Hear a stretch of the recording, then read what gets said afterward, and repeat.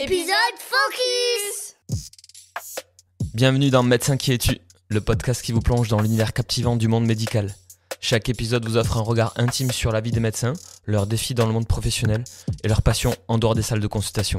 Je m'appelle Maxime Garcia, bienvenue et bonne écoute.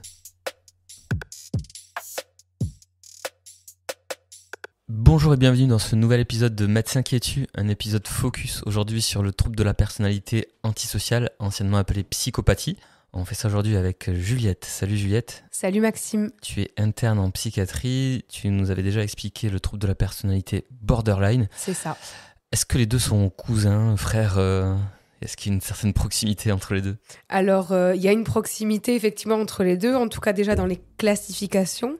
Comme j'avais expliqué dans l'épisode sur le trouble de personnalité borderline, les différents troubles de personnalité, ils sont classifiés en 3 clusters.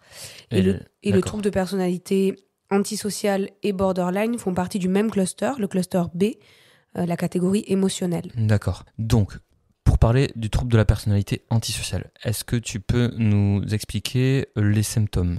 Alors, les symptômes du trouble de personnalité antisociale, le majoritaire en tout cas, c'est l'impulsivité qu'on retrouve dans d'autres troubles psychiatriques également, notamment le trouble de personnalité borderline, mais pas que. C'est des patients qui vont avoir une tendance du coup au passage à l'acte du fait de cette impulsivité, donc passage à l'acte sur les autres, passage à l'acte dans la prise de toxiques par exemple.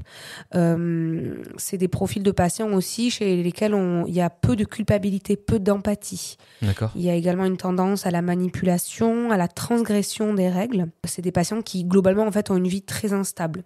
Au niveau personnel, au niveau professionnel, ils vont souvent changer d'emploi, de maison, tout ça c'est aussi en lien avec l'impulsivité. Et voilà, on remarque qu'il n'y a pas forcément de remords quand il y a cette transgression de règles, qu'il peut y avoir de l'agressivité, voilà, de l'irresponsabilité dans les actes qu'ils font. D'accord. Voilà, c'est vraiment des signes cliniques, tout ce que je viens de dire. C'est-à-dire que c'est pas, je transgresse les règles, je m'en fous, pour faire comme les autres, parce que c'est cool, ou que sais-je. C'est vraiment leur fonctionnement psychique qui est comme ça. Ils sont dans l'incapacité de se conformer aux règles, aux normes sociales, en tout cas là dans les pays occidentaux. Donc, respecter le code de la route, le code civil, le code pénal, tout ça. Et c'est pour ça qu'on appelle la pathologie ou le trouble de la personnalité. Parce que c'est pas une pathologie justement psychiatrique, c'est un trouble de la personnalité comme on l'avait expliqué, un trouble de la personnalité antisociale parce que ils sont pas compatibles avec les règles sociales. Et voilà, tout à fait. Ok. Comment est-ce qu'on se construit une personnalité antisociale ? Alors, comme je l'ai expliqué dans l'épisode sur le trouble de personnalité où j'explique un peu plus la construction de la personnalité. En fait, la personnalité, elle se construit durant notre enfance, notre adolescence, et elle se cristallise à l'âge de 18 ans. Dans le trouble de personnalité antisociale, on remarque que c'est des enfants qui, dans leur construction de personnalité, donc dans leur enfance, peuvent avoir vécu des négligences, une attitude parentale instable, non cohérente, qui fait qu'on retrouve cette instabilité à l'âge adulte ensuite.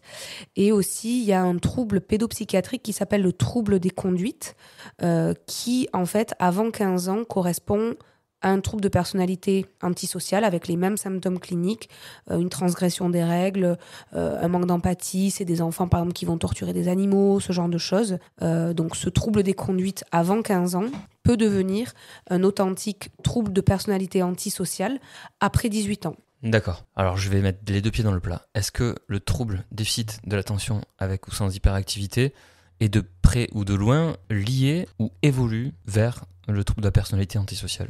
Alors, il n'y a pas de continuum direct entre ces 2 troubles, mais on sait que dans la population TDAH, il y a une plus grande proportion de patients qui peuvent développer un trouble de personnalité antisociale. C'est pas du tout obligé. Un TDAH peut ne pas développer une personnalité antisociale et une personnalité antisociale ne peut ne pas avoir de TDAH, mais il y a des signes cliniques un peu communs comme l'impulsivité, ce genre de choses.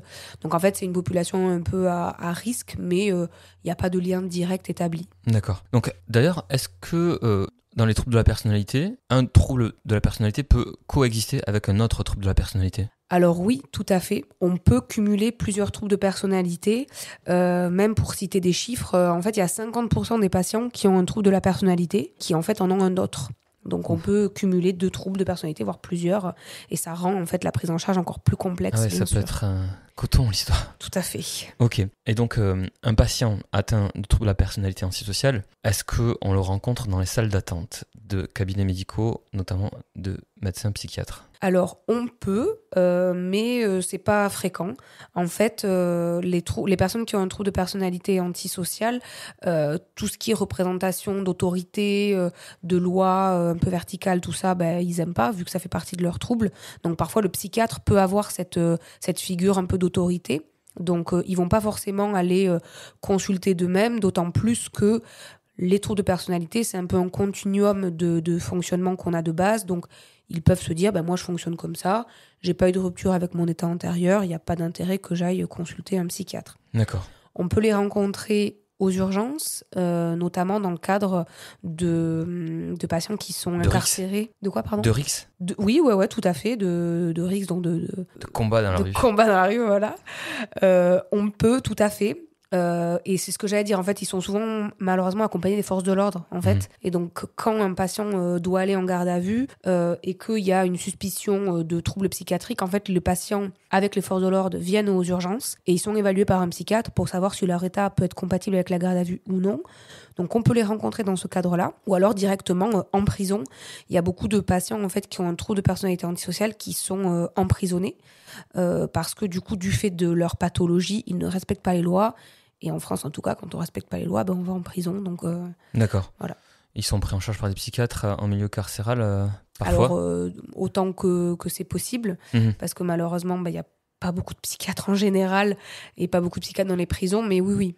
C'est une indication à avoir un suivi par un psychiatre quand on est incarcéré. Oui, parce que si je comprends bien, le patient va rentrer avec son trouble de la personnalité, il va être emprisonné avec son trouble de la personnalité et il va sortir avec son trouble de la personnalité. Donc l'emprisonnement, en tout cas d'un point de vue psychiatrique, ne va pas être la solution à son souci. Tout à fait. S'il n'y a que ça, il est juste enfermé entre 4 murs avec d'autres patients qui parfois en plus aussi ont des troubles de personnalité, ça va pas l'aider. Ce qui va l'aider, c'est une prise en charge psychiatrique, psychologique, et se rendre compte que ce fonctionnement peut changer. Mais malheureusement, c'est très peu fait dans les prisons actuelles et c'est dommage parce que du coup, c'est des patients qui peuvent ressortir et se refaire incarcérer très rapidement parce que du fait de leur fonctionnement, ils vont refaire des choses qui sont illégales. Donc il y a l'inefficacité, voire l'inutilité d'un emprisonnement face à ce trouble. Alors évidemment, il y a le rôle protecteur pour la population d'un emprisonnement de patients ou de gens qui pourraient être dangereux pour la population. Mais là, on est en train de discuter de la problématique purement psychiatrique qui fait qu'un emprisonnement ne fait probablement pas évoluer les choses dans le bon sens. Ce qu'il faudrait probablement, c'est une hospitalisation ou en tout cas des soins réguliers. Mais là, ça nous amène sur d'autres problématiques, notamment la démographie médicale, d'autant plus la démographie de médecins psychiatres. Tout à fait. Voilà, ça relève beaucoup de nombreux autres sujets qu'on pourra peut-être évoquer dans un autre épisode, notamment avec, pourquoi pas, un médecin psychiatre qui réalise des consultations en milieu carcéral. Ça peut être assez passionnant d'ailleurs. Et d'ailleurs, j'en profite aussi pour dire que parfois, dans les faits divers, on se rend compte que les personnes qui commettent des meurtres ou des choses comme ça, on se rend compte qu'elles ont des pathologies psychiatriques, donc on se met à tirer à boulet rouge sur les psychiatres, sauf que là aussi, ça révèle à la fois de cette fameuse démographie médicale, mais aussi de la place en hospitalisation qui est souvent très limitée. Vous, en psychiatrie, vous êtes amené à faire des arbitrages, malheureusement, pour savoir qui est dans la pire des situations et qui peut être conservé en hospitalisation. Et parfois, le manque de place fait que on est obligé vous êtes amené à faire des choix très difficiles. Je suis d'accord avec toi, c'est un sujet qui est passionnant et je pense que effectivement un focus avec un médecin qui bosse dans une prison, ça pourrait être très enrichissant sur le sujet. Ok. Du coup, quand on a un patient atteint de ce trouble de la personnalité, qu'est-ce qu'on peut lui proposer comme prise en charge ? Alors, pour les prises en charge de troubles de personnalité en général, comme je l'avais dit dans l'épisode sur le trouble de personnalité borderline, il n'y a pas de traitement curatif antisocial. En fait, les traitements médicamenteux, on peut les utiliser pour ce trouble, mais ça sera à visée symptomatologique. Donc c'est-à-dire pour gommer certains traits de personnalité, tout à fait. Voilà, mais Donc, pas l'origine du problème en fait. Exactement. Donc contre l'impulsivité, on peut donner des traitements anti-impulsifs. Contre le côté l'habilité émotionnelle, on peut donner des stabilisateurs d'humeur. Et il y a aussi bien sûr des traitements qui sont non médicamenteux, donc des prises en charge en psychothérapie ou autre. D'accord. Est-ce que ces patients, malheureusement, ont une espérance de vie inférieure à la population générale? Alors, j'ai pas de chiffres, mais en tout cas, on sait que c'est des patients qui sont plus propices de mourir de mort violente. D'accord. Du fait de leur conduite à risque en général, du fait du non-respect des règles. Donc voilà, ils peuvent mourir dans une bagarre, avec une prise de drogue, dans une conduite automobile accélérée. Donc, au niveau chiffres, je peux pas te répondre, mais en tout cas, je pense que oui, et en tout cas, une des morts plus violentes que le reste de la population. Ouais. Et comme tu le disais tout à l'heure, la difficulté aussi, c'est sur le plan thérapeutique, c'est que ils vont remettre en question la parole du médecin psychiatre et notamment leur traitement. Tout à fait. Après, bien sûr, c'est pas une généralité. Hein. Chaque personne a son propre trouble, mais de manière générale, voilà, vous transgressez les règles, on peut vous aider avec un traitement, une prise en charge. Et il y en a peut-être qui n'auront pas envie. D'accord. Et comment va évoluer un trouble de la personnalité antisociale? Alors, on espère que la mortalité va leur échapper. En fait, c'est ça. Ceux qui, du coup, échappent à une mort violente quand leurs symptômes sont très présents, globalement, les patients qui vieillissent avec un trouble de personnalité antisociale voient leurs symptômes diminuer, notamment l'impulsivité, qui diminue en fait de manière générale dans d'autres troubles aussi. L'impulsivité diminue avec l'âge. C'est vraiment un mécanisme même neurobiologique. Donc, voilà, globalement, ils se rangent un peu, entre guillemets, ces patients du fait peut-être de l'apprentissage aussi de ce que leurs symptômes leur fait faire. Ils arrivent peut-être aussi avec une meilleure compréhension de leur fonctionnement à diminuer ces actes. Un insight, comme on dit, compréhension de ma pathologie, qui à un moment donné s'impose à eux parce que les mauvaises expériences se répètent. C'est ça, et peut-être du coup, là, à ce moment-là, une prise de conscience de du coup, je fonctionne comme ça. C'est pas accepté par la loi, donc peut-être que quelqu'un peut m'aider avec une prise en charge pour diminuer tout ça, en plus de la diminution naturelle de leurs symptômes. D'accord. Juliette, merci beaucoup. Avec plaisir. C'était très clair et peut-être à bientôt pour de nouveaux épisodes. Voilà, c'était un épisode de Médecin qui es-tu. Merci d'avoir écouté. Je vous invite à vous abonner en cliquant sur la petite clochette. Comme ça, vous serez averti de la sortie de nouveaux épisodes. À bientôt.